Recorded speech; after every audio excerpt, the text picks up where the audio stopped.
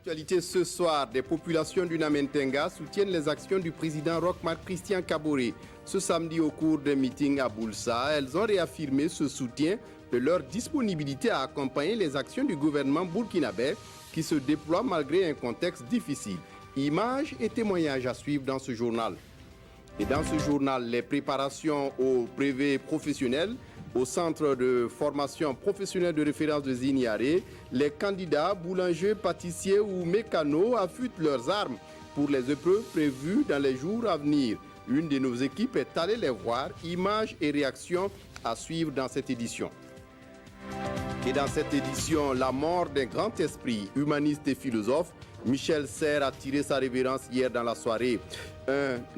Une pluie d'hommages afflue ce dimanche pour saluer la mémoire de ce grand intellectuel qui exprimait ses idées et dans une certaine subtilité et une grande élégance. Ce sont là les titres du 20h. Mesdames, Messieurs, bonsoir et ravi de vous retrouver. Pour ouvrir ce journal, donc, direction Boulssa, où des populations manifestent leur soutien au président du Faso. Hier samedi, au cours d'un meeting, elles ont clairement marqué ce soutien à travers des messages réconfortants malgré une situation nationale difficile. Aruna Mari. Bientôt le bitume à Boulssa. Le ministre des Infrastructures, Éric Bougoumont, annonce la bonne nouvelle aux populations de Namatenga. C'est à l'occasion de ce meeting de soutien au président du Faso. Boulssa peut se réjouir aujourd'hui de ce que, grâce au président du Faso, qui a donné ses hautes instructions pour que tout soit mis en œuvre pour démarrer donc les travaux de bitumage de la route Sapara-Boulssa. D'ici à 3 mois, toutes les procédures auront été achevées pour le démarrage effectif des travaux, comme j'ai dit, en tenant compte bien sûr de la contrainte de la saison des pluies. À ce meeting, les délégations sont venues des 8 communes de la province de Namatenga et d'autres horizons. La rencontre galvanise le parti présidentiel.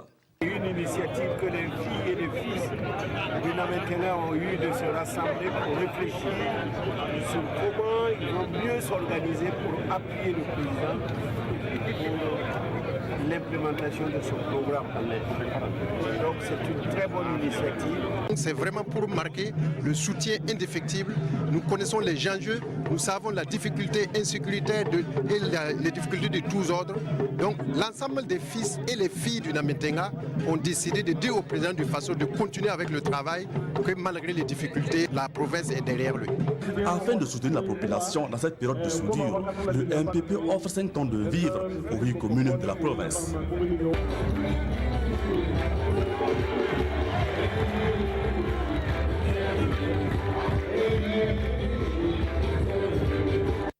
Et puis en bref, le président Roch Marc Christian Kaboré est rentré ce soir de Jeddah en Arabie Saoudite. Son avion a atterri aux alentours de 13h à l'aéroport de Ouaga.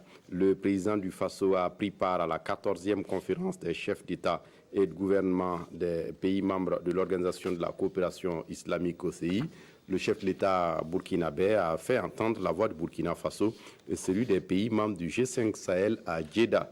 Il a en outre appelé l'OCI à soutenir les populations du G5 Sahel qui sont les plus touchées dans cette lutte contre le terrorisme et l'extrémisme violent.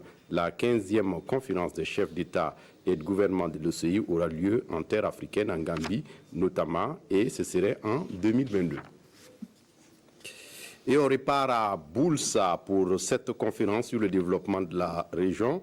Les forces vives de la province du Namentenga se sont réunies ce samedi au cours d'une conférence pour rappeler le contexte d'enclavement de la province, mais aussi la nécessité d'entreprendre des actions urgentes de développement. Le point est avec Aruna Mari.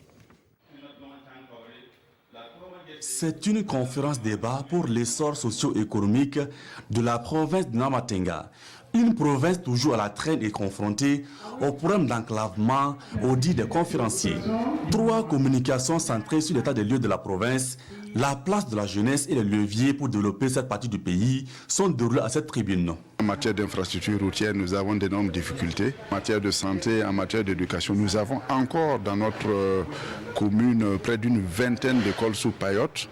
Je crois que ça, c'est une difficulté que nous devons travailler à remédier très rapidement parce qu'il n'est pas normal qu'à l'heure actuelle encore, on soit à ce stade d'école sous paillote. Les autres aspects, comme on le dit, c'est effectivement au niveau de la production agricole. Nous sommes à la lisière du Sahel et il convient que nous puissions quand même pouvoir maîtriser un peu l'eau pour accroître la production au niveau de notre commune et de notre province. Cette conférence débat a permis à chaque fils de se dire qu'il faut apporter sa pierre impérativement, sinon individuellement personne ne peut construire le Namentenga. Donc la logique est qu'il faut qu'il y ait d'abord une prise de conscience au niveau local que personne ne viendra développer l'autre. Comme disait Kizerbo, on ne développe pas, on se développe. À l'issue des échanges, la cohésion sociale se positionne comme une voie royale pour surmonter les difficultés. Les forces vives comptent ainsi tirer profit de ce dialogue direct afin de booster l'essor du Namatenga. Et puis le PNUD et le ministère en charge de la jeunesse souhaitent faire des jeunes du Burkina Faso un vecteur de paix et de cohésion sociale. Ce 31 mai à Kaya, dans le centre Matenga, les deux parties se sont retrouvées pour définir des stratégies dans ce sens. Ismaël Diloma Sirima. Soucieux des questions de sécurité et de cohésion sociale, ces jeunes ont répondu à l'appel du PNUD et du ministère en charge de la jeunesse. Ils se sont retrouvés à Kaya pour réfléchir sur les moyens d'impliquer davantage les jeunes dans la recherche de solutions pour renforcer le vivre ensemble. Et cette rencontre de Kaya devrait permettre aussi d'outiller les jeunes pour qu'ils puissent prévenir et solutionner d'éventuelles divergences dans la société. Vous avez vu un certain nombre de conflits communautaires, de conflits de tous ordres, effectivement, qui opposent les habitants d'un même village, d'une même commune. Je pense que c'est des choses que nous n'avons pas connues de par le passé. Et si ces conflits sont là, ça veut dire qu'il y a problème. Et s'il y a problème, il faut crever l'abcès, il faut impliquer toutes les couches, notamment les jeunes. Pour ce qui concerne la question sécuritaire, les jeunes sont unanimes quant au fait que la sécurité est l'affaire de tous. Ils se sont ainsi engagés à soutenir les autorités administratives et les forces de défense et de sécurité dans la lutte pour la sécurité au Burkina Faso. Nous allons travailler à ce que toute la jeunesse de notre localité prenne conscience que ce n'est pas son rôle de participer à ces genres de conflits et qu'elle doit lutter pour éviter ces genres de situations, parce que quand ces conflits naissent, c'est les écoles qui sont fermées, c'est des centres de santé qui sont fermés et ça impacte négativement sur la jeunesse. Ils appellent ainsi l'ensemble de la jeunesse burkinabé à lutter contre le terrorisme et surtout à travailler pour l'instauration d'une paix sociale durable. Dans l'actualité ce soir, une association de collecte de déchets ménagers dans l'arrondissement 10 de la ville de Ouagadougou n'est pas contente du maire de l'arrondissement. Les membres de l'association soupçonnent le maire de manœuvres dilatoires pour supplanter les femmes ramasseuses d'ordures. Ce 1er juin, face à la presse, elles ont exprimé leur inquiétude et leur désapprobation. Des détails avec Oumou Sissi. Ils sont tous membres de la coalition des associations de pré-collecte des déchets et de défense de l'environnement dans la ville de Ouagadougou.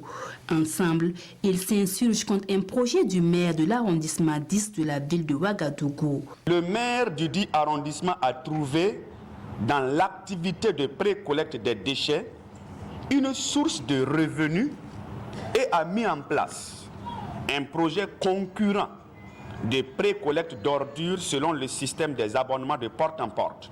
Il va mettre sur le marché 50 tricycles avec 5000 poubelles. Et ces jeunes qu'il a recensés, femmes confondues, dans son arrondissement, ce sont ceux-là qui sont habilités pour faire le travail de ramassage des ordures ménagères dans sa commune. Une initiative qui, au dire de la coalition, n'est pas conforme au schéma directeur de gestion de déchets de la ville de Ouagadougou. Ce schéma recommande clairement que la précollecte des déchets est du ressort des associations, des entreprises, et que la commune de Ouagadougou doit se positionner à partir des centres intermédiaires, c'est-à-dire des centres où nous avons des bacs, pour ramasser, transférer les déchets vers le centre technique. C'est donc dire que l'espace communal prenait partie un arrondissement, un maire, ne peut pas intervenir pour ramasser les déchets.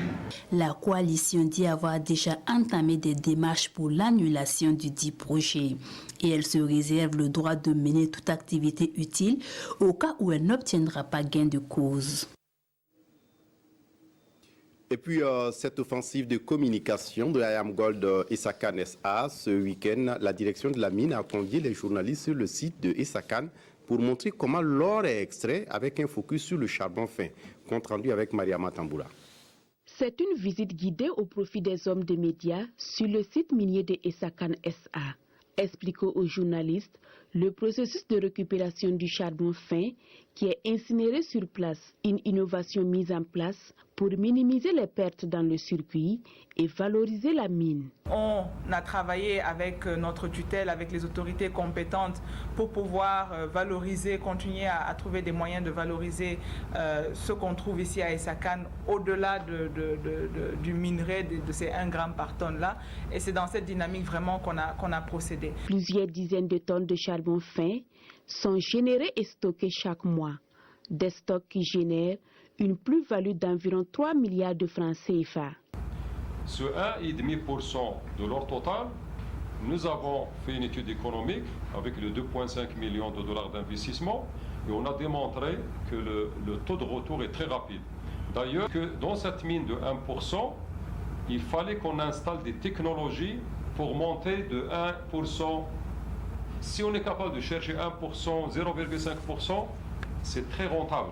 Actualité oblige, le soupçon de fraude avec l'expédition de conteneurs de charbon fin saisis était au menu des échanges. Les responsables de la mine se veulent rassurants. On nous a demandé plusieurs informations justement pour expliquer et justifier un peu tout ce processus-là.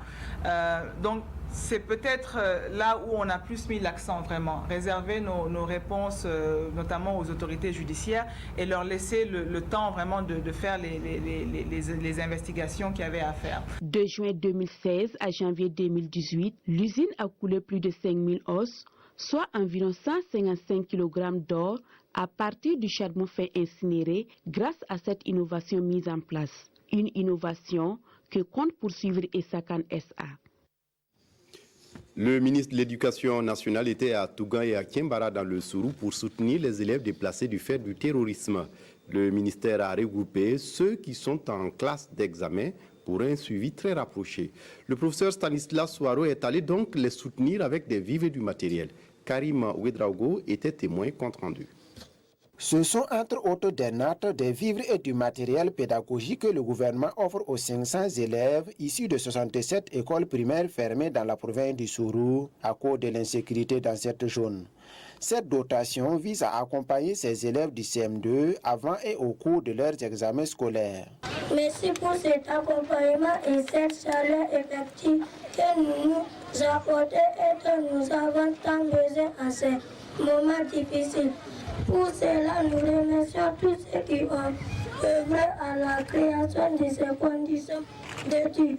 Nous nous sommes engagés à faire en sorte que partout où des problèmes sécuritaires amènent les enfants à se déplacer, que nous puissions accompagner ces déplacements-là, pour leur permettre de continuer les révisions, mais aussi de pouvoir donc prendre part aux examens qui commencent le 11 pour le certificat d'études primaires et qui se termineront le 12, le 13 ou le 14. Donc à Tougan ici, on a des sites de regroupement et on a des sites de regroupement aussi à Kiembara. Donc nous le faisons partout où cela est possible et nous le ferons aussi en septembre que nous appelons des examens spéciaux, nous y travaillons aussi et nous espérons qu'ils feront de très bons résultats. À cette occasion, le ministre Stanislas Souaro a tenu à encourager les différents acteurs qui œuvrent à la réussite de ses élèves. C'est vraiment pour encourager les acteurs de l'éducation, l'administration, solliciter les forces de défense et de sécurité pour qu'ils continuent de nous accompagner. Nous devons être résilients face à la situation qui existe, qui est là, donc une situation qui va passer. Mais en attendant qu'elle passe, nous ne pouvons pas donc baisser les bras. C'est pour cela que nous avons ces solutions de résilience-là qui permettent à des enfants de prendre part à ces examens. Plus de 2000 établissements sont fermés au Burkina Faso et plus de 18 000 élèves sont privés d'éducation dans le Sourou à cause de la situation sécuritaire. À Tougan, le ministre a aussi visité un lycée technique en chantier. On en vient à notre grand format de ce journal, Montée. démonter et remonter des moteurs, vérifier la continuité électrique pour pouvoir caler une pompe ou intervenir sur des équipements automatisés, des installations. C'est ce à quoi s'attellent les apprenants en mécanique, auto et électromécanique à quelques semaines des examens de fin de cycle. Cela se passe au centre de formation professionnelle de référence des Ignaré. Roger Cam et Aimé Solange Guigma sont allés voir précisément ce qui s'y passe, compte rendu. Nous sommes dans l'atelier de mécanique automobile, cycle, motocycle et agricole du Centre de formation professionnelle de référence de Zignari. Ici, on monte et démonte des moteurs. Par ce geste, ces apprenants s'entraînent entre autres à assurer l'entretien des tracteurs, la maintenance préventive des véhicules et des motos et à bien diagnostiquer et à réparer la géométrie des trains et les systèmes électriques. Biyoun Yeni Baté et Suleiman Hassan s'exercent à un mois des examens au calage de la pompe rotative à diesel. Pour caler la pompe rotative, il y a 10 étapes. Voilà. Après avoir déposé la pompe, on suit maintenant les procédures de 10 étapes. Le jour de l'examen, on nous demande de démarrer le moteur. Donc, c'est pour ça qu'on est en train de s'exercer pour avoir la main. Donc d'ici l'examen là, ça a trouvé. On sera prêt, Inch'Allah. Bon, moi, je peux tout faire. Voilà. On doit composer le 8 juillet. Alors moi, je suis déjà prêt. Même si c'est aujourd'hui, je suis prêt. Jusque-là, pas de difficulté pour les révisions. Les enfants arrivent à réviser. Mais pour dire qu'on doit s'atteler aussi, parce que c'est un modèle aussi qu'on doit rapidement évacuer. Si en mécanique auto, on continue les cours, en électromécanique, on est en train de réviser. Une révision qui porte sur un certain nombre de modules dont le câblage basse tension, le câblage industriel, le rebobinage des moteurs. Actuellement, on est en train de faire la programmation des automates. On essaie avec les formateurs aussi de réviser tous les TP et puis les matières en théorie aussi. Alors on est confiant, on est sûr. Oui, 100% sûr que ça va aller. Les apprenants ils reviennent juste des stages de perfectionnement sur les terrains. Donc on est en train de récupérer les difficultés qu'ils ont rencontrées à l'entreprise et nous sommes en train de relever ces difficultés. Dans ce centre de formation, les apprenants certifiés sont directement employables. La formation professionnelle au niveau du centre de référence des Ignaré, c'est un volume de 75% au moins pour la pratique, avec 25% de théorie. Et l'accent est vraiment pour la pratique. Lorsqu'ils sortent, ils sont très opérationnels. Et des jeunes quittent le Mali, le Bénin, d'autres pays pour venir se former ici. Donc il est important, en tout cas, que les gens s'intéressent. C'est vrai que le coût paraît élevé, mais quand on regarde le retour sur investissement, je pense que ça vaut le coup. Les examens sont prévus pour se tenir en début juillet pour le brevet de qualification professionnelle, en août pour le brevet professionnel de technicien. À un mois donc des examens de fin de cycle au centre professionnel de référence de Zignaré, les apprenants pour le brevet de qualification professionnelle et le brevet professionnel de technicien boulangerie-pâtisserie revisent les différentes recettes de pâtisserie, dont les différents biscuits, les pains ou autres friandises. Des détails avec Roger Cam et Aimé Solange Guigma. Du pain au raisin, c'est la recette que Amadine Kaboré revisite aux travaux pratiques de ce jour 31 mai 2019. Cela se passe dans l'atelier de boulangerie-pâtisserie du Centre de formation professionnelle de référence de Zignaré. Elle revoit les différentes étapes de la préparation de ce pain, de la pâte feuilletée à la cuisson en passant par la crème pâtissière. Actuellement, je suis en train de réaliser la crème pâtissière pour ensuite faire du pain au raisin. Pour réaliser la crème pâtissière, on a besoin du jaune d'œuf, de la maïzena, du sucre, du lait, de l'arôme vanille. On blanchit d'abord le sucre et le jaune d'œuf. Ensuite, on ajoute la maïzena et l'arôme vanille. Au menu également des travaux pratiques, les tulipes, un modèle de biscuit qui n'a plus de secret pour Inoussa Simpori. Il décline ici quelques étapes de la confection de ce biscuit. Pour réaliser les tulipes, il faut d'abord faire les pesées. Après les pesées, maintenant, on va passer à la réalisation de la pâte. Une fois après avoir remué le tout, on essaie de beurrer nos plaques et puis déposer. On met la pâte dans les plaques et puis on essaie d'étaler parce qu'on va utiliser les moules, ces moules-là, les moules à Savarin pour pouvoir, après la cuisson, on dépose dedans avant de pouvoir faire des différents modèles.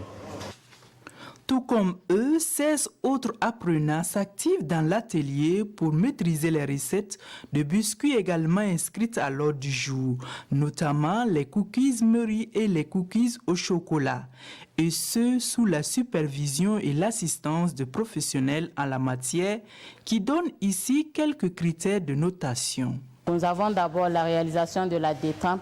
On va voir comment est-ce que la personne réalise la détente. Ensuite, comment il incorpore la margarine de feuilletage. Et ensuite, comment il fait le feuilletage, c'est-à-dire les tourages. Voilà, donc après les tourages, maintenant, la personne doit réaliser la crème pâtissière.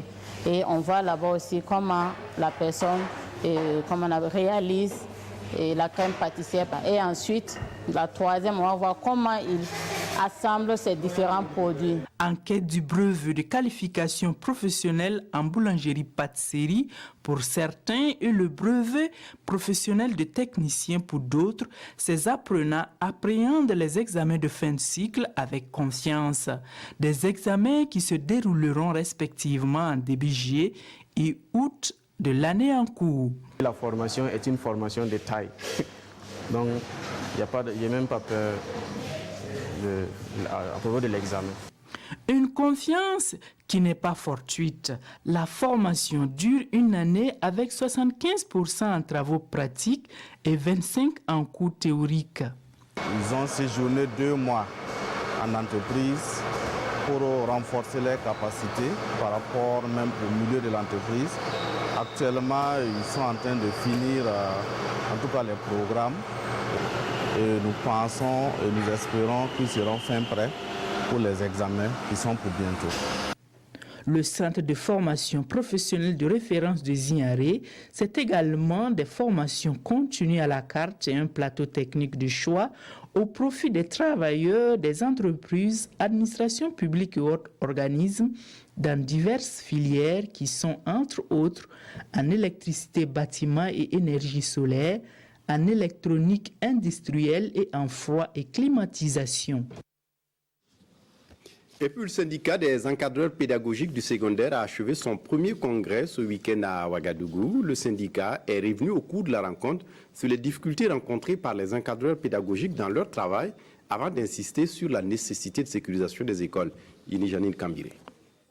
À son premier congrès ordinaire, le syndicat national des encadreurs pédagogiques de l'enseignement secondaire SINEPES tire la sonnette d'alarme face à l'insécurité à laquelle font face les travailleurs du secteur de l'éducation et de la recherche, avec les nombreux assassinats d'enseignants et la fermeture de plusieurs établissements du primaire et du post-primaire, avec pour conséquence le déplacement de milliers d'élèves. Le syndicat invite le gouvernement à sécuriser ces lieux. Nous sommes déjà à quelques jours des examens et quand on pense que certains élèves ne vont pas participer à ces examens, nous en tant qu'encadreurs, il y a quand même quelque part un pincement au cœur. Au bout de 2 jours de travaux, le Congrès a introduit quelques modifications dans les textes fondamentaux et dans la plateforme revendicative. Le nouveau secrétaire général Aboubakar Paré, élu à ce Congrès, entend aller immédiatement au charbon. Il y a la mobilisation des encadreurs sur le terrain, il y a la restructuration des structures au niveau déconcentré. Donc nous allons travailler essentiellement à dynamiser davantage la structure pour les années à venir. À travers des débats francs, empreints de courtoisie et de camaraderie, mais sans complaisance et avec discernement, les congressistes se sont appropriés les principes de la critique et de l'autocritique, de l'écoute mutuelle et gardent à l'esprit que l'essentiel est de construire un SINEPES à la hauteur des enjeux de l'heure. Et puis le lycée provincial Bafouji de Gawa fête ses 50 ans en novembre prochain.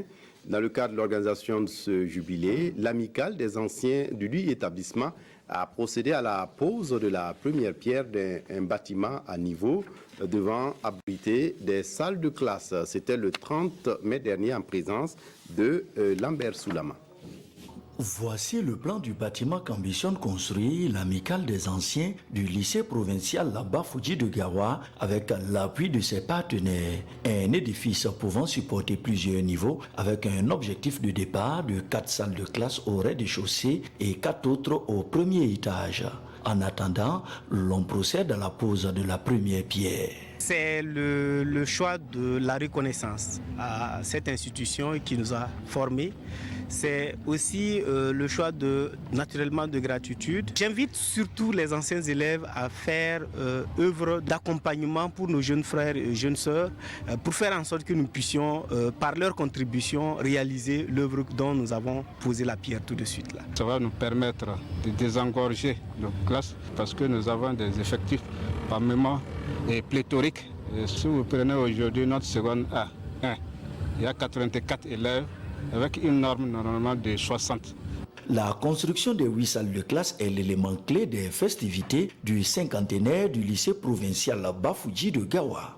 Je crois que c'est cette œuvre-là qui est l'important dans cette cérémonie de commémoration du cinquantenaire du lycée Bafouji.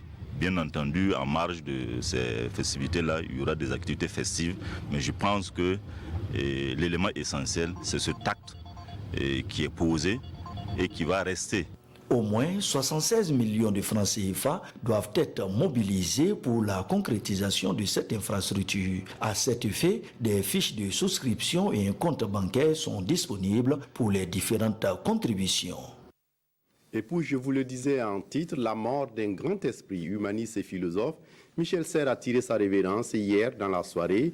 Une pluie d'hommages afflue ce dimanche pour saluer la mémoire de ce grand intellectuel qui exprimait ses idées et ses opinions avec une certaine subtilité et une grande élégance. Le grand public l'avait découvert avec son essai Petite Poussette, son plus grand succès. En 2012, le vieux philosophe, cheveux blancs et œil malicieux, y décrivait la jeunesse d'aujourd'hui, connectée à tous les savoirs du monde, grâce à son petit écran portable. Une sorte de révolution anthropologique, notait-il sans nostalgie. Michel Serres affectait un enthousiasme inébranlable et s'attachait à démontrer que non, ce n'était pas mieux avant. Comme dans sa dernière interview, voilà quelques jours seulement. Ce qui se passe depuis 10, 20, 100 ans, et on a des chiffres là-dessus, on a même des rapports des institutions internationales, la violence ne cesse de baisser. C'est presque contre-intuitif, tout le monde, personne ne le croit. Né dans le sud de la France en 1930, il avait envisagé d'abord une carrière de marin, avant de se tourner vers la philosophie, une philosophie attentive au développement de la science et du monde moderne. J'étais scientifique à l'origine, j'ai mathématicien, physicien théorique, et pour nous, pour notre génération, l'explosion de la bombe à Hiroshima et Nagasaki a été le moment décisif où la science que nous tenions pour toute bonne et seule bonne, c'est-à-dire la science qui travaillait pour le bien, le bonheur de l'humanité, pour l'avenir de l'humanité, se mettait tout à coup à travailler pour une tragédie d'une intensité que je vis encore dans ma chair. Michel Serres va enseigner à Vincennes dans les années 60, puis à Paris 1 et aussi à Stanford aux États-Unis. En 1990, il est élu à l'Académie française. Mais il sera surtout un infatigable auteur, faisant paraître plus de 80 ouvrages. Sa curiosité est sans limite, il écrit sur la peinture italienne, Jules Verne ou Tintin. Il se voit en Hermès, en voyageur, en passeur de savoir. Dans Morales espiègles, paru cette année, il notait « Je confesse avoir chahuté toute ma vie par dérision envers les hiérarchies lourdes ou sottes et pour honorer la pensée vive et libre. » Un grand homme s'en va. Lassina, bonsoir. Bonsoir, Fousseni Kindo. Vous nous rejoignez pour Dimanche Sport et oui. Ce soir pour ce premier dimanche du mois de juin. Le sport ne s'arrête pratiquement jamais. Tout à fait, le sport ne s'arrête pas. Et ce soir, on parlera d'abord du cyclisme. Et donc, nous débutons avec le cyclisme. C'est la 5e édition du Grand Prix de la CEDEAO. Oui, le Grand Prix de la CEDEAO qui s'est couru ce matin même sur le boulevard du cyclisme burkinabé Fousseni. Il s'agit du boulevard Charles de Gaulle. La CEDEAO était à l'honneur et c'est l'équipe de l'AS Bessel amenée par Yacouba Yamego qui passe à premier la ligne d'arrivée. Fousseni, il y avait 140 km 800 au menu et cette distance a été bouclée en 3h41 minutes et 12 secondes. Les témoins pour nous encore de cette course s'appellent Salif Belem et Kalfa Ouattara. L'AS Bessel serait-elle de retour? En signant une deuxième victoire d'affilée sur Charles de Gaulle, l'association sportive de Bessel annonce ses ambitions. 57 coureurs venus de 15 clubs se sont lancés à la conquête du Grand Prix cycliste de la CEDEAO sur un circuit fermé de 4 km 400 à couvrir en 2 fois, soit une distance de 140 km 800. Très vite, 5 coureurs prennent la clé des champs et creusent un écart d'1 minute 37 secondes du peloton. Au 10e tour, 49 coureurs sont toujours en lice. On note 8 abandons et la vitesse moyenne est de 39,929 km/h. Les 5 coureurs parmi lesquels Bachirou Monea, Yacouba Yamego vont mener les débats jusqu'au 21e tour avant de se faire rejoindre par 5 autres coureurs. Désormais, ils sont 10 à l'assaut du Grand Prix de la CEDEAO. À 5 tours de l'arrivée finale, 30 coureurs poursuivent l'aventure. 27 ont jeté l'éponge. Les hommes de tête sont à 56 secondes du peloton. À 500 mètres de l'arrivée finale, le sprint est lancé. Yacouba Yamego de l'AS Bessel coiffe Ablaye Wamba de l'AJCK et remporte le Grand Prix de la CEDEAO édition 2019. Paul Domo complète le podium et pari tenu pour le centre de développement de la jeunesse et des sports de la CEDEAO. Là, sinon, on parle également football avec d'abord le bilan chiffré du Faso Foot qui s'est achevé il y a 2 semaines. Oui, le bilan chiffré, on vous a déjà dit que le champion de cette année s'appelle Raïmo, le deuxième s'appelle Salitas, mais la Fédération de football à travers la Ligue de football professionnel a tenu donc une conférence de presse pour faire le bilan. Sachez que pour cette année, Fousseni, on va voir les images de cette conférence de presse qui s'est tenue hier à Ouagadougou. Raïmo a été champion avec 57 points. Comparé à l'année dernière, vous savez que l'année dernière, l'ASB était champion avec 60 points, 3 points d'écart. Et il y a un élément très important qu'il faut souligner. En 2018, on a eu 75 000 spectateurs cumulés sur l'ensemble de nos stades. En 2019, nous avons 104 000 spectateurs. C'est un bon quantitatif qu'il faut souligner. Pour cette année aussi, il y a eu 46 arbitres qui étaient mobilisés pour la 2-1. Et sachez que le championnat l'année dernière a commencé a débuté le 30 août pour s'achever le 26 mai et dernier. Et en 2019-2020, Fousseni, le championnat débutera le 10 août prochain. 10 août, c'est-à-dire 5 jours seulement après donc le trophée des champions. Le trophée des champions, c'est la Super Coupe AJSB qui aura lieu cette année le 5 août prochain du côté de Bobo Dioulasso. Le championnat, donc je l'ai dit, commence donc le 10 août et le 17 août, c'est les préliminaires de la Ligue africaine des champions. Voici donc le programme qui s'annonce assez intéressant. Et sachez, peut-être pour compléter dans cette liste-là, que le week-end prochain, vous connaissez les frais paris, n'est-ce pas? La Sinaï et l'Océanie fêteront donc leur jubilé du côté du stade municipal ici au Joseph Konombo. Vous y êtes conviés. Je les ai connus à Bobo Dioulasso. Merci. La Sinaï, il y a l'Espérance également de Tunis qui est vainqueur de la Ligue africaine de champions. Tout à fait. La Ligue africaine des champions qui a fini en même temps que la Ligue européenne. Regardez ces images. Au match aller, un but partout entre le WAC et l'Espérance sportive de Tunis. Et au retour, l'Espérance de Tunis a marqué le but, oui, 1-0 pour cette rencontre, cette jeu du côté de Tunis, 1-0, mais il y a eu un fait inédit. Fousseni, vous ne verrez pas cela sur les images parce que le WAC a marqué un but que les observateurs ont jugé valable. Mais vous savez, désormais, la VAR est donc un élément important dans le jugement du football. L'arbitre gambien Gassama, qui est allé consulter la VAR, s'est rendu compte que la VAR ne marchait pas. alors que la VAR était donc un élément important. La VAR ne marchait pas, les Marocains ont refusé de reprendre le match et le match s'est arrêté sur à la 68e minute, malgré l'intervention, s'il vous plaît, du président de la Confédération africaine de football, le malgache Ahmad. Regardez ces images, il y a eu beaucoup de conciliabules. Les Marocains ont refusé donc de reprendre le match et ces images, nous n'aimons pas les voir sur les terrains de football. Une finale de Ligue africaine des champions qui s'achève comme ça sur une incompréhension, c'est pas du tout beau. C'est vrai que sur les décisions arbitrales, c'est l'Espérance sportive de Tunis qui gagne donc cette Ligue africaine des champions. Et la CAF a demandé une réunion d'urgence demain du côté de Paris où la FIFA se réunit pour trancher sur cette question. On ne sait pas si le WAC sera sanctionné ou quoi. En tout cas, ce sont des images qui ne font pas plaisir au football africain. Oui, Lassina, on va terminer avec l'Europe.